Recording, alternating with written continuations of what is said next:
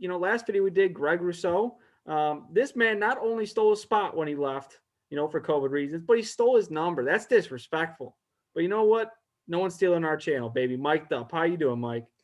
I'm doing I'm doing good. I'm excited because obviously didn't know much about Jaelan Phillips coming into this season, whereas everybody had Rousseau as kind of that top 5, top 10 pick guy.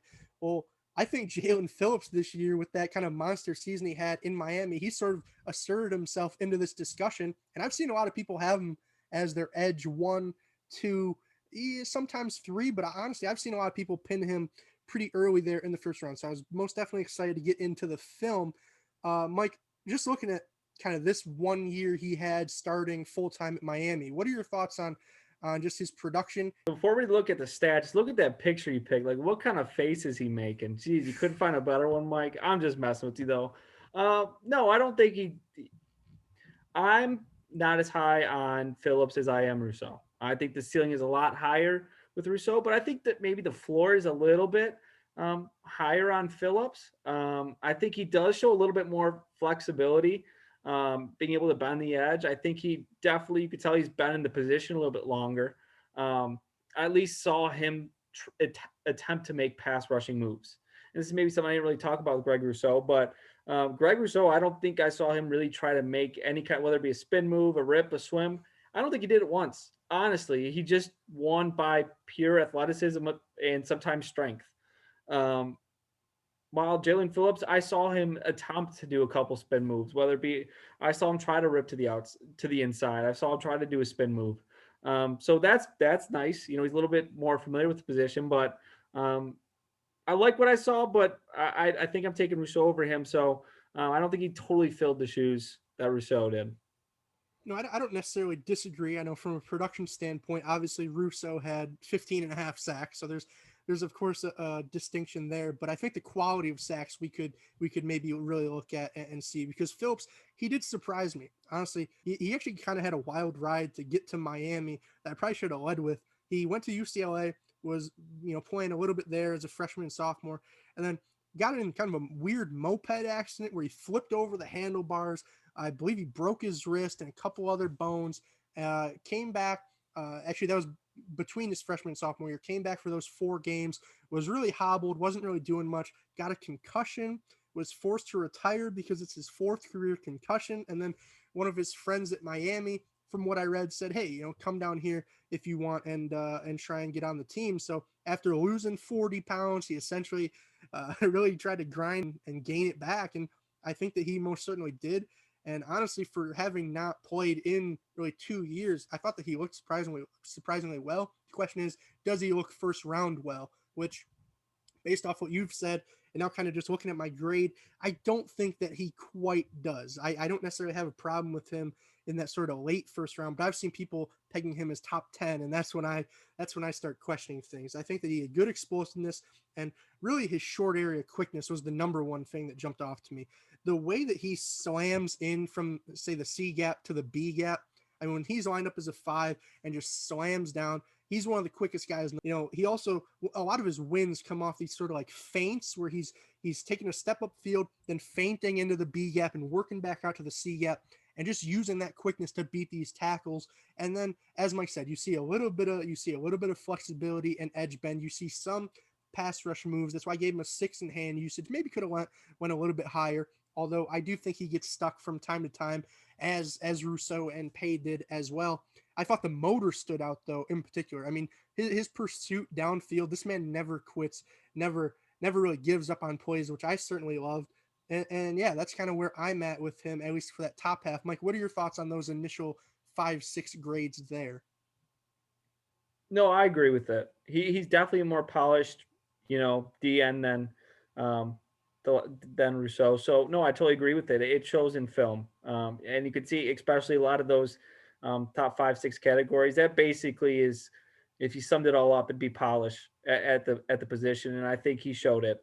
He's definitely got that, and I think it shows in film. And I already kind of spoke a little bit about explosiveness and flexibility and bend, and I think he definitely showed it. Um, so I have no problems there. Yeah, and then from there, obviously, I think he's in terms of his athleticism, he was great. Size and length, 6'5", 266. I mean, that's pretty much just what you want out of a edge guy playing that C gap. His leverage can be a little bit questionable at times, as well as his awareness in terms of, one thing that you see with him a lot is just sort of, as I was talking about, when he's pass rushing, he'll just go to the B gap just randomly sometimes, where he leaves the C gap wide open, and then you see the quarterback scramble outside for a huge gain. That's why sort of the gap integrity aspect of it. That's sort of a part of that block recognition. He doesn't do great there, but again, it was his first year in a new scheme, so maybe that could be part of it.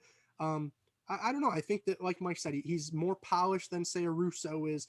I think that he certainly looked better than I maybe expected, but I would kind of I would set my expectations a little bit lower than the people saying that he's top 10, top 15. You would agree with that, Mike?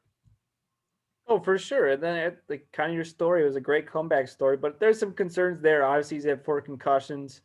Um, that's definitely a concern. And then if he does have some damage from the moped, like that's a grade that doesn't show up here, but that would take down like where I'm actually drafting him. If he didn't have those concerns and um, maybe that's not the case. And then it's also a small sample size. I probably should have talked about a little bit there, but like there wasn't a ton of games his first 2 years playing, and then it's really just one full year, and it wasn't even a full year at that. So um, it is a smaller sample size as well. So, um, but no, I agree with you. And then one thing that I hate to keep harping back on it, but the 77.5, that's more of a raw grade. If we were ranking everybody, you would have to add a position premium in there. And that's why I say I wouldn't have a problem with somebody taking him at the end of the first round, as I would probably finish with him around like an 82, 83 in that range. But I do think that he still finishes, we'll get into it. I think that he finishes slightly below Quiddy Pay. I would say that to this point, I know there's still some more edge guys to go, whether it's Aziz Ojuari, there's Carlos Basham. There's still some names that could potentially step up here as edge one. But as of right now, I still have Quiddy Pay atop the rest. Are you in agreement there, Mike? I agree. I think the question comes 2 and 3, and I think I've made it clear.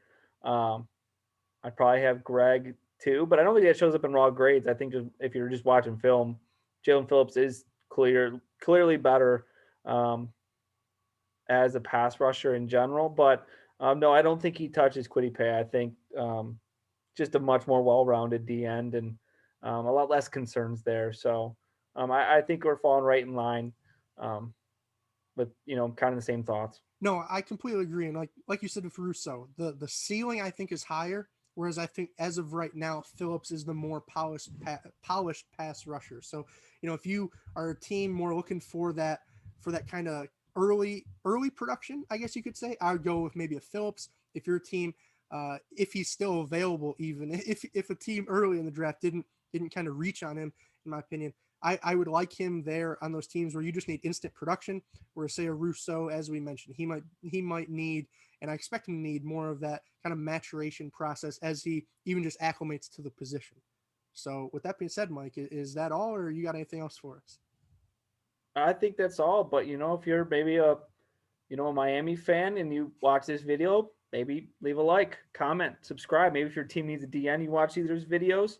Maybe if you have a different ranking of these three, yeah, definitely leave a comment. We could definitely talk about it. Maybe where would you change things? Um, you know, as much as we'd like for this to all be finite and um, you know set in stone, it's definitely not. There's definitely um, some room. So um, I think with that, you got anything else, Mike?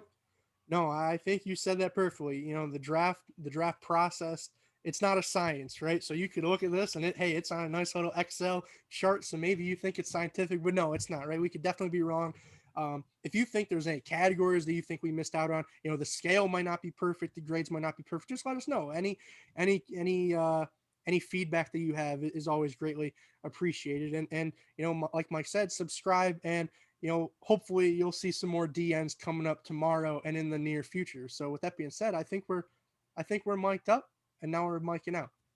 Peace, guys. Doses.